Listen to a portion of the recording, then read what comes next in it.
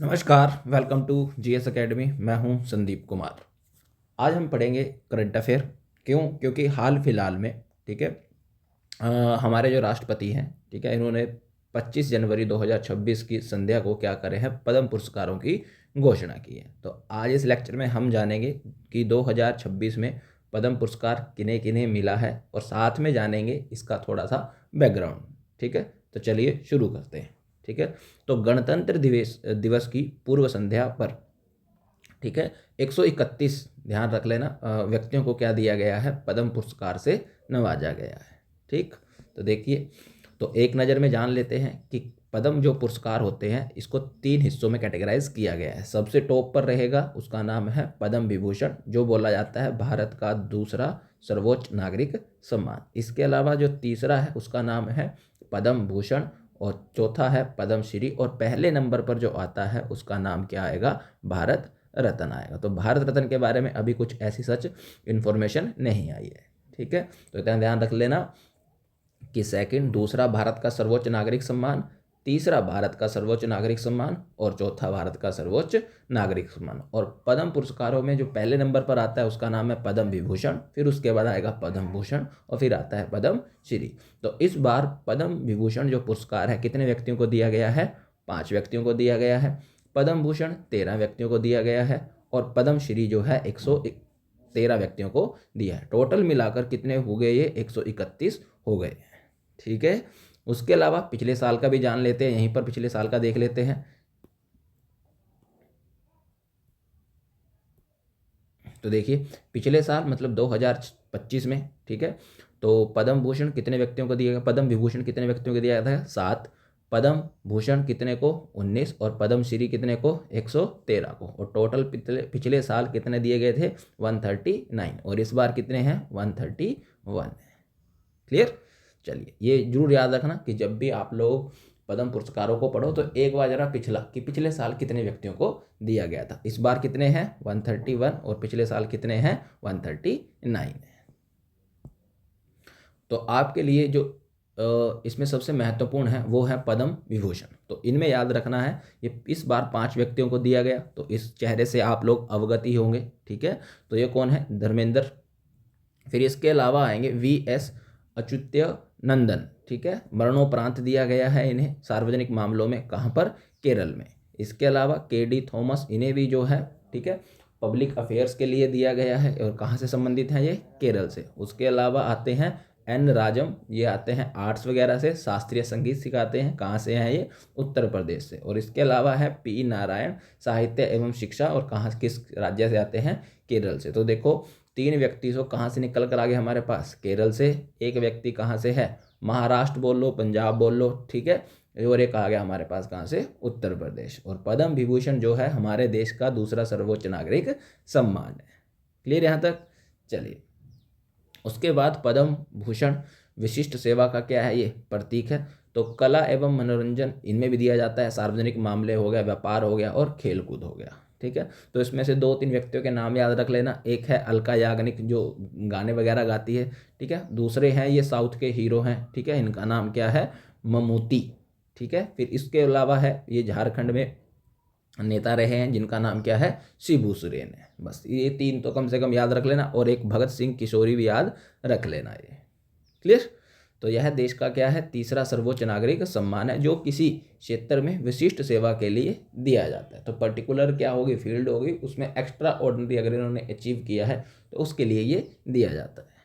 इसके अलावा पद्मश्री है। ठीक है, तो पद्मश्री जो है इस बार दिया गया है कि मतलब 113 व्यक्तियों को दिया गया, उसमें से हमें सिर्फ 3 से 4 नाम ही याद रखने हैं। ठीक है, तो सबसे पहले कौन, ठीक है, तो भारतीय क्रिकेट टीम के पूर्व कप्तान हिटमैन शर्मा, जिनका नाम है रोहित शर्मा। ठीक है, इसके अलावा जो इंडियन क्रिकेट वुमेन्स है, ठीक है, उसकी कप्तान जिनका नाम क्या है, हरमनप्रीत कौर है। क्यों? क्योंकि आपको सबको पता है कि 2025 में 2 नवंबर 2025 को इन्होंने क्या जीता था, ODI वुमेन्स वर्ल्ड कप जीता है।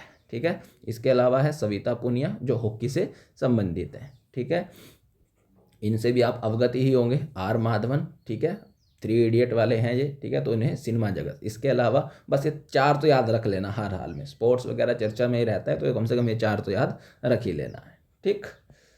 चलिए, उसके अलावा इस बार जो ये अवार्ड दिए गए, तो इनमें देख लेते हैं कितनी ज़्यादा डाइवर्सिटी है और किन किन को इसमें शामिल किया गया है। तो कितनी महिलाओं को दिया गया है? 19 महिलाओं को। तो इस वर्ष की सूची में सशक्त नारी शक्ति का क्या किया गया है? प्रदर्शन किया गया है, ठीक है। तो इस बार जो है टोटल जो महिलाएं आएंगी, ठीक है, 131 में से कितनी महिलाएं हैं? उसमें से 19 महिलाएं हैं, ठीक है। फिर इसके अलावा मरणोपरांत, ठीक है, कि मरने के बाद कितने व्यक्तियों को दिया गया है ये? तो 16 व्यक्तियों को दिया गया है, ठीक है। इसके अलावा ये वाला स्टार पॉइंट हो गया आप लोगों के लिए, ठीक है। तो ये क्या है? गुमनाम नायक अनसंग हीरोज, ठीक है, जिन्होंने जमीनी स्तर पर काम किया, जिन्हें कोई नहीं जानता, उन्हें भी इस बार ध्यान रख लेना इस अवार्ड से नवाजा गया है। तो उनकी संख्या कितनी है इस बार?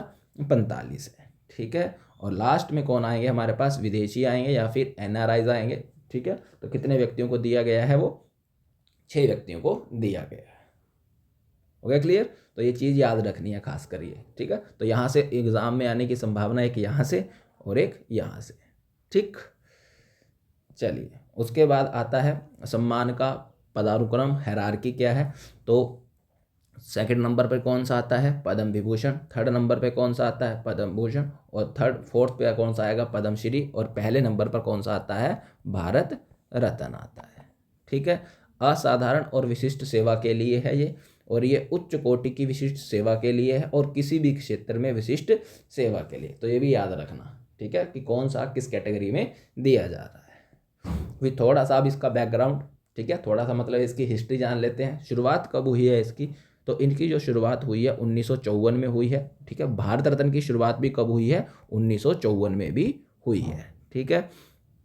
1954 में शुरुआत में इन्हें क्या बोला जाता था? तो पहला वर्ग, दूसरा वर्ग या फिर तीसरा वर्ग, ठीक है।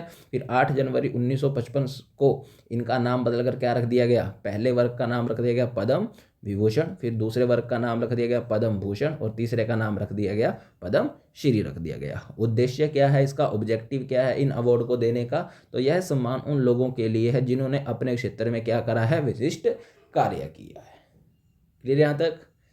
चलिए, उसके बाद थोड़े से अहम पड़ाव, क्या ये 1954 से लगातार कंटिन्यूटी में दिए जा रहे हैं या नहीं, या फिर इनका अब देखो यही आएगा जब हम कॉन्स्टिट्यूशन पढ़ते हैं तो आर्टिकल 18 आता है, और आर्टिकल जो 18 आता है वो बात करता है किसकी? उपाधियों के अंत की, ठीक है। तो क्या ये उपाधि के अंतर्गत आएगा या सम्मान के अंतर्गत आएगा? तो इनको लेकर भी क्या हुई है? डिबेट हुई है। फिर उस दौरान इन्हें जो है वो क्या कर दिया गया था? देना बंद कर दिया गया था कुछ समय के लिए। तो वही चीज़ है, ठीक है। तो 1977-80 के बीच में, ठीक है, 77 से लेकर 80 के बीच में मोरारजी देसाई सरकार ने इन्हें क्या कर दिया गया था? निलंबित कर दिया गया था, इन्हें सस्पेंड कर दिया गया था। क्यों? क्योंकि आपको पता ही है उस दौरान क्या चल रही थी? पॉलिटिकल इंस्टेबिलिटी चल रही थी हमारे देश में। तो उस दौरान इन्हें क्या कर दिया गया था? सस्पेंड कर दिया गया था। उसके अलावा 1992 से लेकर 1998 के बीच अब इसकी जो लड़ाई हो रही है किसके साथ हो रही है? ठीक है, संवैधानिक वैधता को लेकर अदालती मामलों के कारण स्थगन हो गया था। मतलब क्या इन्हें हम सम्मान की कैटेगरी में इंक्लूड करें या इन्हें हम उपाधि की तरह देखें? ठीक है, तो फिर 1955 में कोर्ट ने ऐतिहासिक फैसला लिया और क्या बोला कि सुप्रीम कोर्ट ने स्पष्ट किया कि ये सिर्फ क्या नहीं है, ये टाइटल नहीं है, ये सिर्फ क्या है? सम्मान है, ये सिर्फ क्या है? ऑनर है। ठीक है, तो उपाधियां तो हम अपने नाम के आगे इस्तेमाल नहीं कर सकते। जैसे राजा महाराजा हो गए, राय बहादुर हो गए, नवाब वगैरह हो गए, ये सब के सब क्या है? टाइटल हैं। ठीक है, और टाइटल जो हैं वो क्या करते हैं? असमानता क्रिएट करते हैं। असमानता मतलब आपको क्या कर देंगे? आम जनता में से ही कुछ लोगों को क्या कर दिया जाएगा? अलग कर दिया जाएगा। तो फिर जो समानता के अधिकार हैं आर्टिकल 14 से लेकर 18, फिर उनका फ़ायदा क्या होगा? जब हम ही जो है टाइटल या उपाधियां देने लग गए तो फिर फ़ायदा क्या होगा? इसीलिए सुप्रीम कोर्ट ने जजमेंट दी कि ध्यान रख लेना कि भारत रत्न हो गया या पद्म पुरस्कार हो गया, ये उपाधियां नहीं हैं, ये क्या है? सिर्फ और सिर्फ टाइटल है। तो कोई व्यक्ति अगर आप अपने नाम के आगे इसका इस्तेमाल करता है तो वो कर सकता है। जैसे मैं ही बोलूं कि भारत रत्न विजेता संदीप कुमार, पद्म पुरस्कार विजेता संदीप कुमार, ठीक है। तो अपने नाम के आगे मैं इस चीज़ को लगा सकता हूँ, लेकिन मैं क्या नहीं लगा सकता, महाराजा नहीं लगा सकता, राय बहादुर नहीं लगा सकता, नवाब नहीं लगा सकता। तो ये वाली चीज़ें अपने नाम के आगे मैं इस्तेमाल नहीं करता। क्यों? क्योंकि ये जो है आर्टिकल 14 या 18, 14 से लेकर 18 तक का क्या करते हैं, फिर वॉयलेंस करते हैं, और खासकर किसका, 18 का। हुआ क्लियर ये वाला पॉइंट?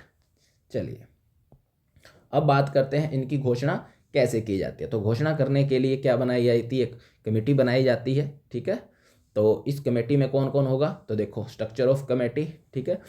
तो इसमें होंगे चेयरमैन, मतलब इसमें जो होगा सबसे पहले तो प्रधानमंत्री होगा, ठीक है। तो समिति का गठन, तो इस जो समिति होगा इसका जो अध्यक्ष होता है वो कौन होता है, प्रधानमंत्री होता है। और प्रधानमंत्री के अलावा इसमें कौन कौन होगा, तो इसमें चेयरमैन हो गए, ऑफिशियल मेंबर हो गए और नॉन ऑफिशियल मेंबर हो गए, ठीक है। तो कैबिनेट सेक्रेटरी ऑफ इंडिया इसमें चेयरमैन हो सकते हैं, ठीक है। ऑफिशियल मेंबर होम सेक्रेटरी वगैरह, ठीक है। होम सेक्रेटरी, और फिर आएंगे उसके बाद सेक्रेटरी ऑफ प्रेसिडेंट, ये भी इसके क्या होते हैं, सदस्य होते हैं। इसके अलावा नॉन ऑफिशियल मेंबर होंगे, ठीक है। तो इसमें नॉन ऑफिशियल मेंबर होंगे जिन्होंने, मतलब ऐसे प्रमुख व्यक्ति जिन्होंने अपने क्षेत्रों में कुछ योगदान किया हो, ठीक है। तो जैसे कला के क्षेत्र में हो, आर्ट्स साइंस के क्षेत्र में हो, स्पोर्ट्स में हो, या फिर सोशल वर्क में हो, ठीक है। बस इतना याद रख लेना कि कमेटी है। तो समिति का गठन, तो प्रधानमंत्री द्वारा विशेष पद्म पुरस्कार समिति बनाई जाती है, ठीक है। अनुमोदन समिति की सिफारिशों द्वारा सक्षम प्राधिकारियों के पास भेजा जाता है। फिर उसकी घोषणा कब की जाती है, गणतंत्र दिवस की पूर्व संध्या, मतलब 25 जनवरी की पूर्व संध्या को इनकी घोषणा की जाती है, ठीक है। अब जो है देखो धीरे धीरे सरकार ने क्या करा है, पहले तो नामांकन सरकार खुद मंगाती थी, तो अब सरकार ने क्या कर दिया, ऑनलाइन पोर्टल ही जारी कर दिया है, ठीक है। ऑनलाइन पोर्टल पर जाकर अब एक आम व्यक्ति भी, अगर आपको लगता है कि आपके एरिया में कोई ऐसा व्यक्ति है जो एक्स्ट्रा ऑर्डिनरी काम कर रहा है पर्टिकुलर एरिया में, ठीक है, तो आप उसका नॉमिनेशन अपनी तरफ से क्या कर सकते हो, कर सकते हो। तो यहाँ पर एक पोर्टल है जिसका नाम क्या है, पीपल्स पद्मा, ठीक है। तो कोई भी नागरिक ऑनलाइन नामांकन कर सकता है, और यह कब से लागू किया गया है, 2026 से लागू किया गया। क्लियर?